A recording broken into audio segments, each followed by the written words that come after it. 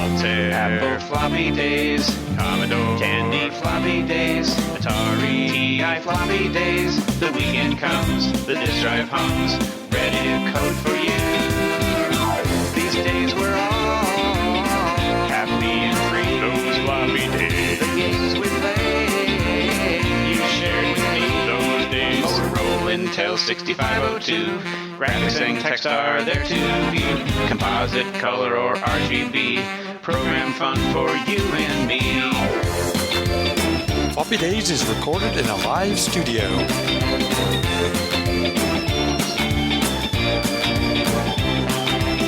Inside PC Floppy Days, ST Amiga Floppy Days, Junior Sinclair Floppy Days, Classic Days, Microwaves, geeking all week with you. These days were all happy and free. Those floppy days, the games we played, you shared with me. Those days, these floppy days are yours and mine. These floppy days are yours and mine. Floppy days. Hey, retro fans, this is Steve Diederich, aka the Vintnerd. And Mickey Diederich, Mrs. Vintnerd, and showrunner for the upcoming Vintage Computer Festival SoCal, coming to Orange, California on President's Day weekend, February 17th and 18th. For tickets, to see a list of exhibitors, or better yet, become an exhibitor yourself, visit VCFSoCal.com. And you're listening to the Floppy Days Podcast. Hello, and welcome to this bonus interview-only episode of the Floppy Days Podcast. My name is Randy Kindig, your host. This episode is a discussion with most of the organizing team around the very first Vintage Computer Festival 2024 that is coming up February 17th and 18th in Orange, California. You'll hear how the show came about, why the particular location and time were selected, and what you can expect to see at the show. I'm excited to have a new VCF available in an area and time that should be absolutely fantastic to visit and be a part of. Note that this interview occurred on December 5th, 2023, and you'll hear several references to the show being 2.5 months away. Enjoy! I really appreciate your time today, guys. And what I'd like to do to start off, our topic today is about the very first Vintage Computer Festival SoCal that's happening in February of 2024. I'm pretty excited about that. I'm going to try to attend. And I wanted to talk with you guys, real briefly about that show, what's going to happen, and, just get some details for the listeners. So if we could just quickly run around the room, maybe 2 minutes each, you guys introduce yourselves and what your involvement is with the show. Maybe we can start off with you, Steve. Oh, no, let's start with Mickey. Mickey's the showrunner. Okay. So, Mickey Diederich. I'm the showrunner. I am Mrs. Vintnerd of the Vintnerd channel. We decided to start a YouTube channel during the pandemic, and I learned how to edit video. So I edit, I do the graphic design and some of the marketing, and we decided we were going to start VCF SoCal together. And I inserted myself as showrunner, considering my marketing and event planning background. And lots of other things. So I'm sure there's a lot involved in putting together a show. So I'm sure you're busy. Yeah. Well, as Mickey said, we started the Vintnerd during the pandemic, whenever that was. Anybody remembers that? So I like vintage retro, and I got deeper back into it. Of course, everybody found something new to do during the pandemic. So although Mickey says we started a channel, it's more so she let me do it because this takes space. So we're having a good time with it. And we ended up going to the VCF in Texas, the Southwest. And that's where we met Matt and we met Levi. Mm-hmm. And Matt was very interested in seeing one happen in our area as well. And Levi was also very interested. And one of the things was at Southwest. We met Levi in the hotel, and we got talking, and it was really good conversation. Of course, we met Matt at the show, but the two never met. Not Matt and Levi, but the hotel never met the show. Whoever you ran into the hotel maybe didn't see at the show. And so when we started organizing this, we wanted everything in one place so that everybody stays in the same hotel if you're not local, or maybe if you are. And we can also have times outside the show hours, the evenings, Friday evening, Saturday evening, to also hang out. Like one of my thoughts is Saturday after the show, meet in the lobby with your favorite device that runs Doom. Maybe your Apple Watch, maybe an old Kodak camera or whatever. Just let's continue the fun and have more fun with retro and meet more people. Very good. Let's continue the introductions. How about you, Levi? Hi, I'm Levi Maya, based in Santa Barbara, and Steve had mentioned that Matt and I had never met. We live in the same town, but we didn't know that there were that the two of us were just less than a mile apart from each other, both enjoying sort of the same stuff, kind of getting back involved with retro computers during the pandemic. So I had to go all the way to Texas to meet someone who was in my own backyard. And so hopefully with VCF SoCal, we'll be able to sort of bring together a community around Southern California of people who have these similar interests. I know I got interested in retro computers. I knew I wanted to get back into my Apple II GS that's been sitting in my parents' basement for 25 plus years, longer than that. I put it down there when I got my first Mac, and I said, well, this was an important machine for me. It was something that really got me interested in computing and technology as a kid. And so I didn't know what I wanted to do with it. And she asked me every few years, do you want to keep that? And I'd say, yeah, keep it. Don't throw it away. Finally, about 2 years ago, brought it out to California, set it up. And then that's what got me into the deep dive of getting back into retro computers. And that's when I realized so many people had found a similar interest during the pandemic. So I'm excited to be part of the startup team for VCF SoCal. Nice. Welcome, Levi. How about you, Matt? Similar story to Levi.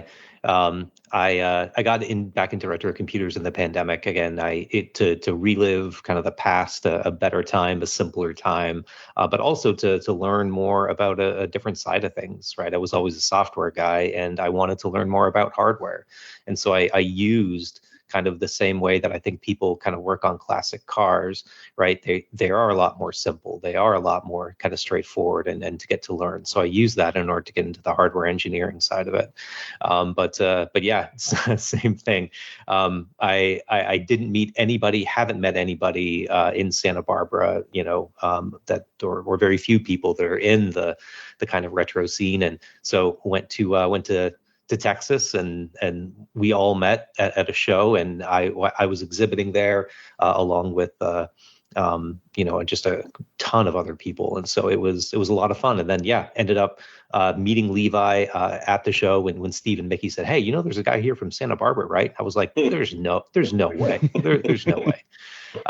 But yeah, and so the impetus for wanting to get involved with this for me is to have kind of build more of a community in my own backyard. I do love traveling to the different shows, but what do you do between shows, right? Like who do you interact with and things like that. And so that's really where the interest came for me. So I'm really excited to be a part of it. I was the only one who wasn't an exhibitor of the folks here today. So they've inspired me to be an exhibitor at VCF SoCal. So, and I know that we've already got a bunch of tables that look really exciting. Mm-hmm. Great. And then is that Rob up there in the corner? I see. Yep. Yes. Hey, Rob. Morning, Rob. How's it? You gonna introduce yourself real quick? Sure. So Rob Sherman, known as Amos for the Southern Amos projects. This really came about from, I'm a bit of a serial attendee to the VCF Midwest, and obviously have been pretty involved with the Atari community, pretty long term in doing the work that the Southern Amos projects has, been undertaking for the last, 6-7 years. So, being in Southern California, but being on the East Coast to start, right, and then being a bit of a transplant here, there's such a void, and meeting up with Steve and Mickey was actually quite pleasant, because we were looking for a bit of an Atari community, right, with Jason Moore being in town, and of course, right, the whole group that's here today. And once we started doing that and taking a look at the quality that comes out of the Vintnerd, and a bit of that focus on Atari, I was hooked, right? And then anything that we can do to further the Southern California sort of, there's some pent up demand, I would say, for a similar show like this.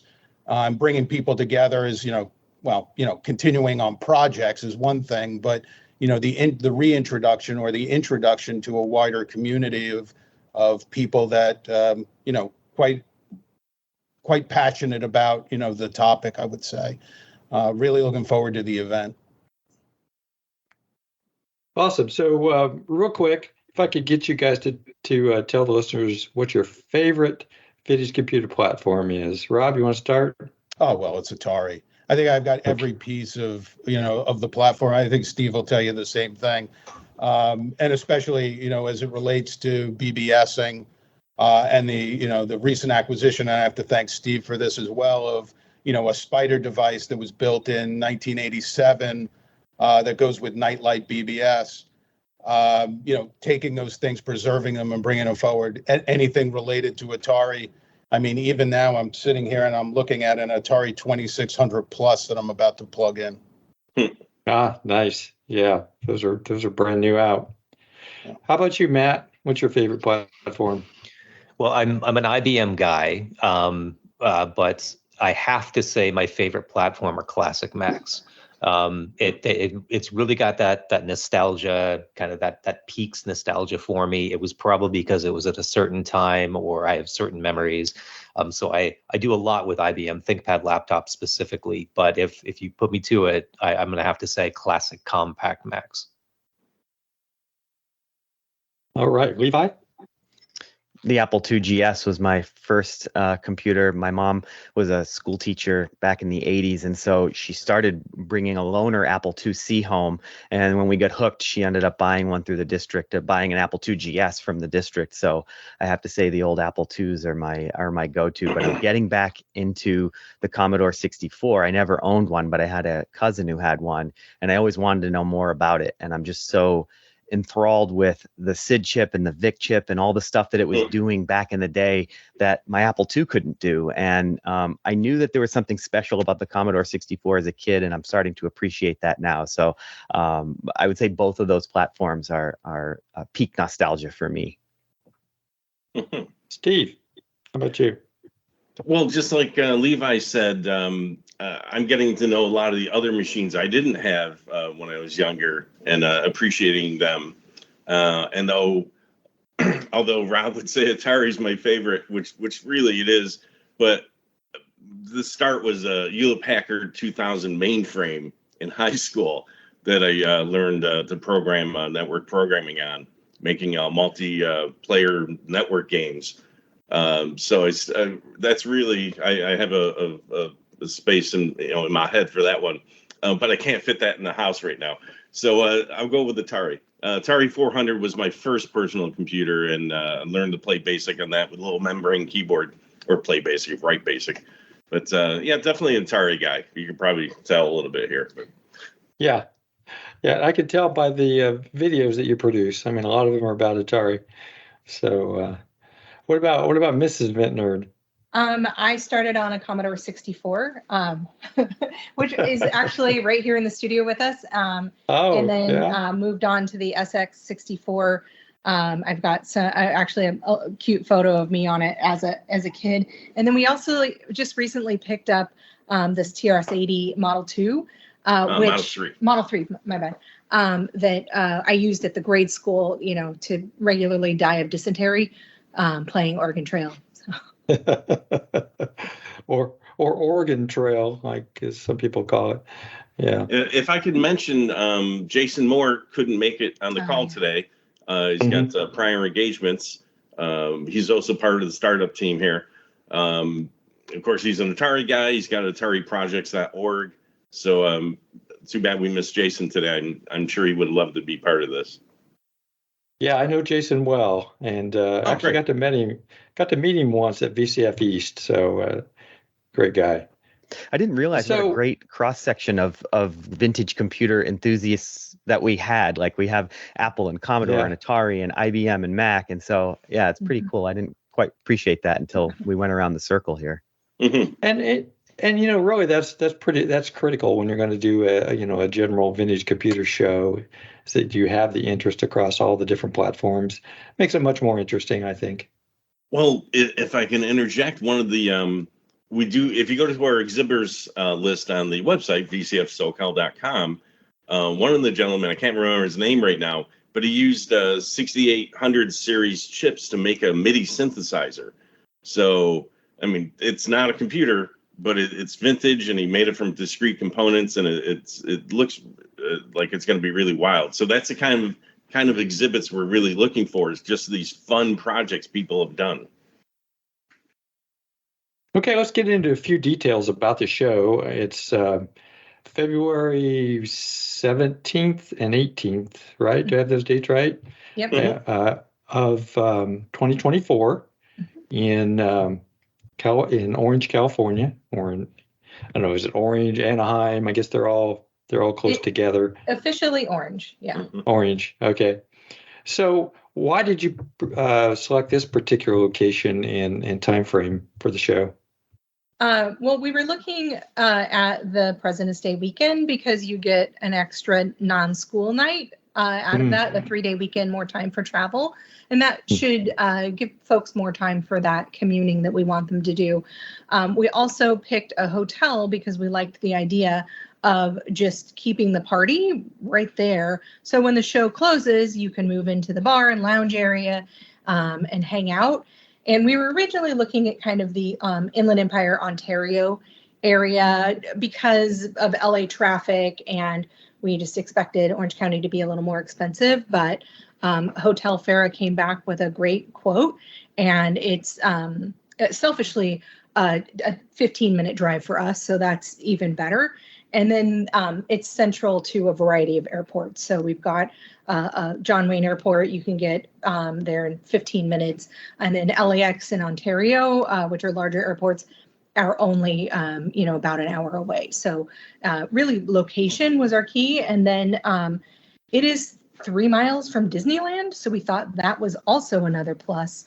Angel Stadium is there. And then, we got all the beaches.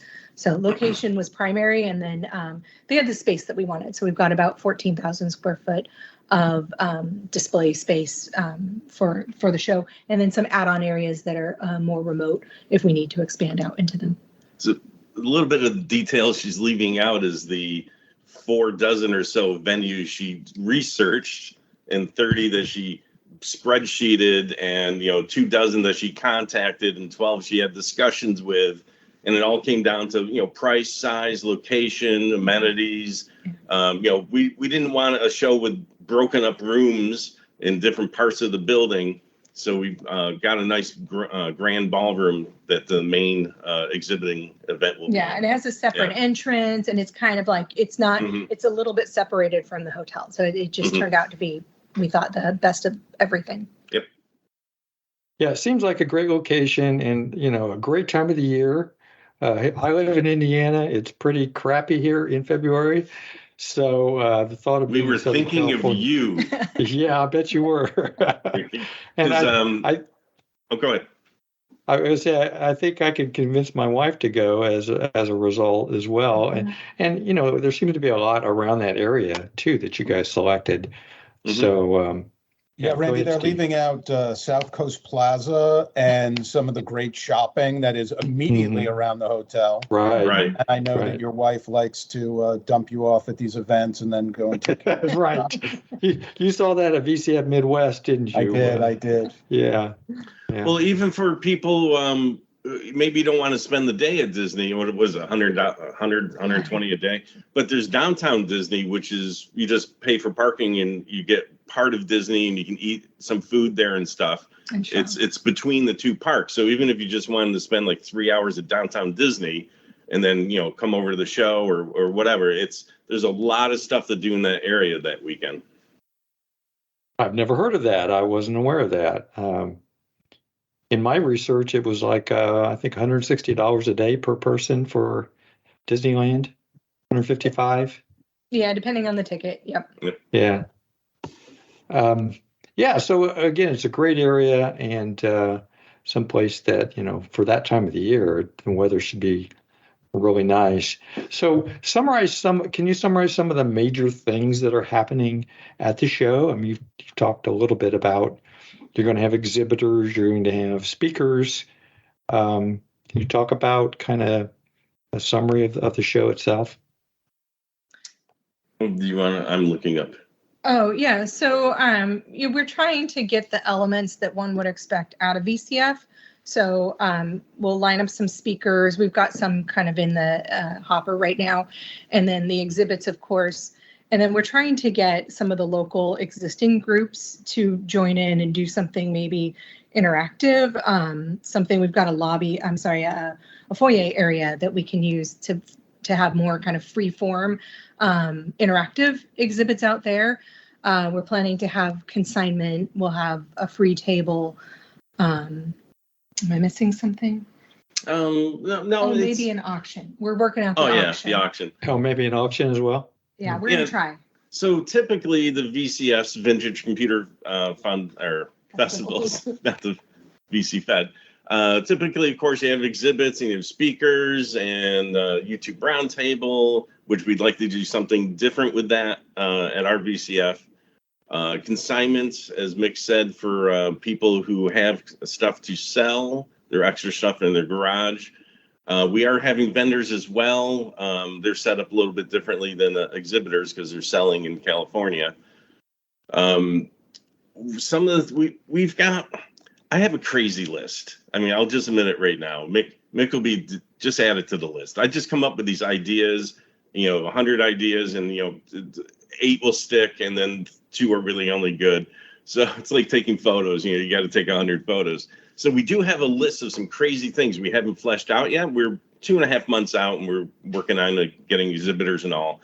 But as Mick mentioned, the foyer, it's nice. It's very central to the hall. And I'd like to do things like maybe every hour have some special event in the foyer. Maybe if there's a special guest there that wants to sign computers that they were involved with, or meet a YouTuber for an hour. Just ask them any question you want.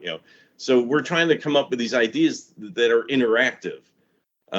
All the VCFs that we've seen and that we've been to, they're all great. Everybody's pulling off what they want to do, and we're trying to build on top of their structure of what they've worked out over the years. Yeah, they've got a great model. Yeah, we just want to take that and turn it up a notch. Yeah.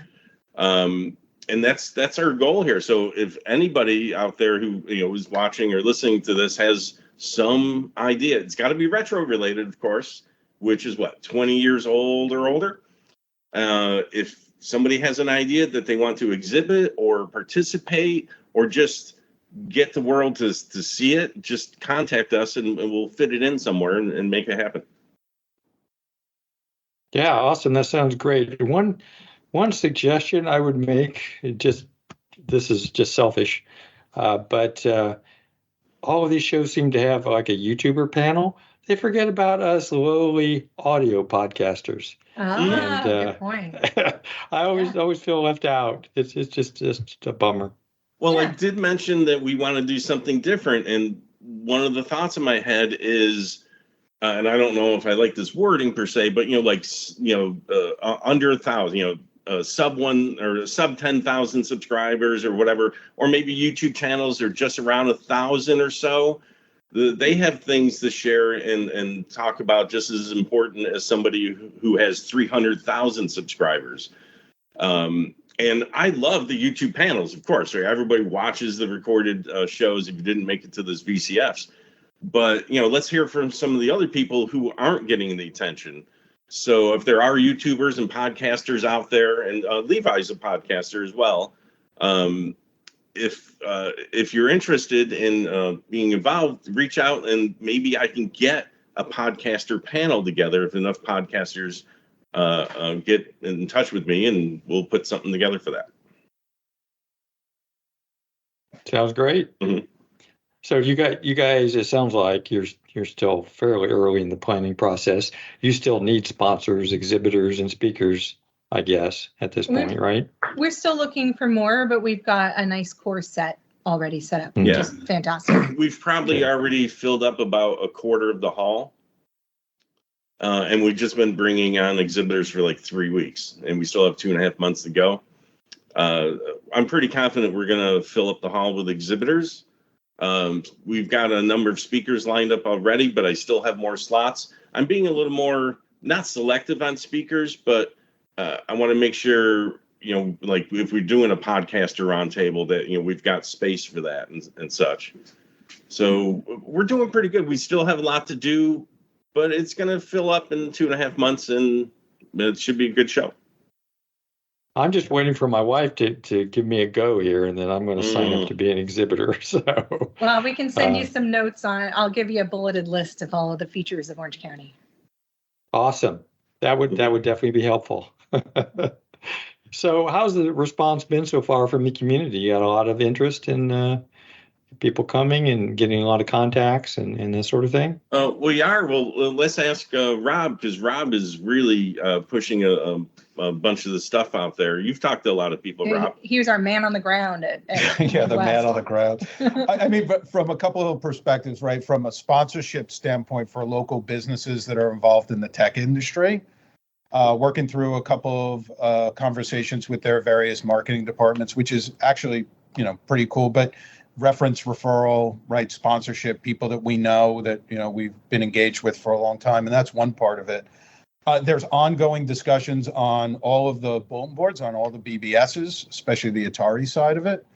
So we've been posting that and having a lot of conversation. We've surfaced a bunch of people from the San Diego area as well as from the LA area that are highly interested in attending. And we've got people, right, joining. And then from our East Coast crew, and we kind of recruited some of the SysOps, right, and SysOps, some of the people from, the community. They're working on that as well. So we've got people that are visiting from the East Coast. We've got people obviously coming up from the Southwest, and a ton of locals that are highly interested, not only in attending, but also in, donating their time to be able to make the event, right, just rock. Yeah, awesome. I imagine you guys will have a good turnout. Again, just the location, the timing. It's not near any other shows, as far as timing goes. And then, just the way you guys, I've been very impressed with the way you've gotten information out. The website looks great. I mean, it's really coming together nicely for the first show. Oh, thanks. I've got to give you kudos there. So tell us how people can sign up for rooms and get tickets for the show. Yeah, well, you just go to VCFSoCal.com. We've got a variety of ticket options. We tried to make it fun and put a super fan, vintage fan bundle in there where you get some extra perks with that ticket. And then there's a link in there to a great rate at the hotel. It's a DoubleTree, Hilton DoubleTree in Orange. It says of Anaheim because they have to represent Anaheim as well. But we really got a very competitive group rate for attendees. Right. Well, $159 a night, and you're in Southern California, so it's a really good rate. A little bit. Yeah, I thought it was. Yeah. And if anybody has trouble with because it's a hotel link to book a hotel room, the hotels are always kind of goofing things up. So if you try to book some nights, maybe outside of the weekend, when we have many people that have booked like Thursdays and Sunday and Monday, because they want to spend more time in Southern California while they're here. Yeah, we'll make it happen. Just send us a note. And if there's a problem, just send us a note. We'll get the hotel to correct their issue as they punch things around. But it's pretty good so far. We've got what would you say, about 60? We count the nights, so there's about 60 nights booked already at the hotel. We had committed to 50 hotel rooms sold for 2 nights, and we've sold half of them already. Yeah, and then we'll bump that up as we get closer and people need more rooms. Great. But And don't I wait, like the act fact. now. Act now. Yeah, no kidding. Yeah, I'm trying to get an answer quickly. I like the fact too that you can keep that same rate even for 2 days before and 2 days after. So if you want to just stay in that spot, you want to go to Disneyland like we do, it's really nice that you can just stay right there. Well, Make your Disneyland mentioned- reservation now too, because that Right. can sell Yeah. out. You need to make reservations at Disney. I'm even not used to that being a local, but do both. Well, don't show up that weekend and get tickets. Oh yeah, no, For Disney? you need to make your Yeah. reservation for Disney and your reservation for the hotel. As far as Yeah. as far as our tickets, we'll of course be selling them at the door as well that weekend. And Randall, you brought up that the show, correct, is Saturday, Sunday, February 17th and 18th. But the day before, on Friday, February 16th, is the load-in afternoon for exhibitors and vendors. And we're having a welcome party specifically for exhibitors and vendors and VIPs. Speakers. And speakers Yeah. that evening. No attendees, just everybody we just mentioned, Friday evening. So that's going to be a private welcome party. So anybody who's looking to exhibit should get the hotel, of course, for Friday night and Saturday night, and plan on being in Southern California on Friday to take part in that. And that's another part of our planning. The other VCFs are great, but we got to say Texas or Mountain View, and we were separated in a separate hotel. We didn't know what was going on the night before because we got in there early so we could set up for the next day. And we decided that, exhibitors, hopefully, 90+% will set up that Friday afternoon, and then we'll just all be able to hang out. Like we met Matt and Levi at Texas, but had very little time to talk with them. I wanted to mention that Matt was across the room with us, and we could have spent that entire VCF not crossing paths because you needed to leave your booth to go talk to other folks.